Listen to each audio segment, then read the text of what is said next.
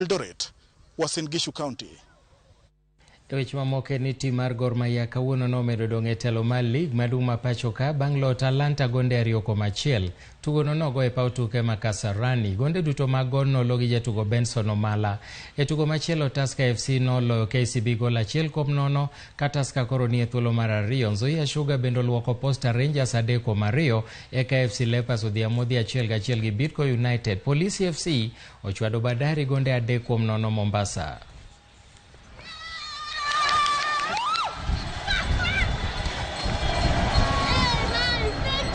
Look, we knew Talanta were going to be an incredibly difficult opponent. Doesn't matter what the score is, you know what you're going to get from Talanta. It's a very aggressive style of play, a lot of energy, and so we knew that, and we knew we had to cope with that. I thought we did very well in the first half, although, you know, one maybe little mistake from us trying to be a bit too expansive has allowed them to score a